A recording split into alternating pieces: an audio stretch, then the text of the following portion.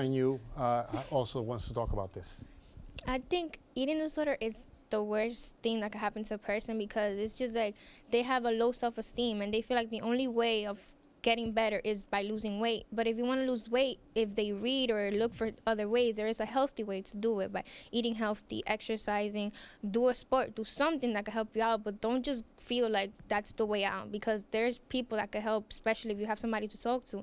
And if you don't, seek for help, because it's not like, oh, I want to look like the models, because some models even do that. Some models they have an eating disorder to look better in camera and all of that, but it's not how it goes. That's not the way to do it. Some people actually overdo it too. They're too thin. They think they look great, but everybody else goes, my God, she's anemic. She's like, look at, she's pale, or he's pale. I mean, I shouldn't say she, because some guys do it too, right? This happens with men too.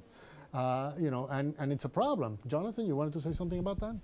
Do you guys know people, or you said you do, but you too, Nelly, do you know people who are going through this? One of my cousins, whose name I cannot disclose. Is it a boy or a girl? It's a girl. Okay. And she was, at an early age, she was very confident, but she went through some rough times and she started to gain weight. What ended up happening was that she got a lot of criticisms from her own friends and from her own mother, and it's just simple things like, you have a belly now, and it was very offensive to her because all throughout her life she was known as the young, skinny, model-like girl from my family. Mm-hmm. And what ended up happening was that not only did she become somewhat anorexic, she also began cutting herself and distancing herself from her parents. And so you think it was the pressure from the parents that affected her? Yes, because even my father, he, as a young teenager, he was very athletic. I am not athletic, nor am I well built. And he always tries to tell me, like, you should go out more often to the park or any recreational facility.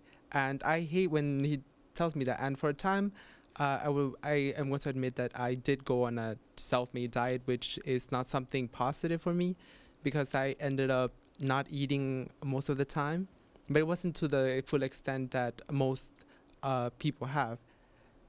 Well, was it because your father was pressuring you too? Yes, I was. When compared to my brother, I was the skinny one.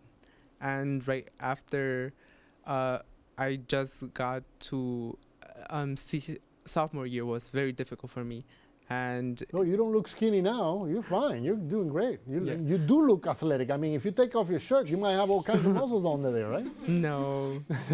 But when I was in sophomore year, I had so much work, and the only thing that could keep me alive was just food. So I started eating. And then my mother started to make those little comments which I do not like. Mm-hmm. Like, you should go out more often, lose weight. And I found it offensive. Okay, a little controversial subject that we hear very often, I hear very often that is happening among people your age, and that is a word that I can't even pronounce very well, sexting. What is sexting?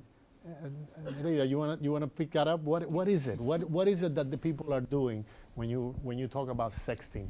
Well, sexting is not, it's really, I actually disagree with it, because it's like, mostly girls do this, mm-hmm. because I haven't heard of a boy, but I know a girl, and a boy asked her, oh, let me get some intimate pictures of you, and I promise you I won't forward it, or I'll keep it to myself, I just want to see it, blah, blah, blah.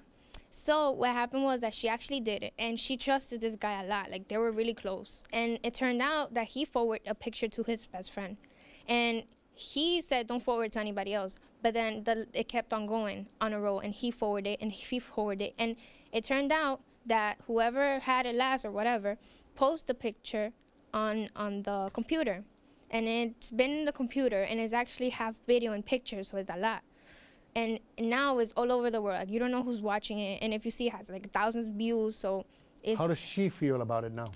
Well, this was like around sophomore year, so she said that it was a living hell for her, because everybody looked at her like, oh my God, this girl, like, and they didn't want to get close to her, and they didn't think about her right, and it seriously, like, it showed that she didn't have any respect for her. Even if you trust the person that says that I'm not gonna forward it, there's a thin line between that and what the person says. Okay, we're going to take another break and we'll continue with this issue because you said, you know girls, but I'm sure there's boys doing it. If the word sex is in there, right? Sexting, so it takes two people.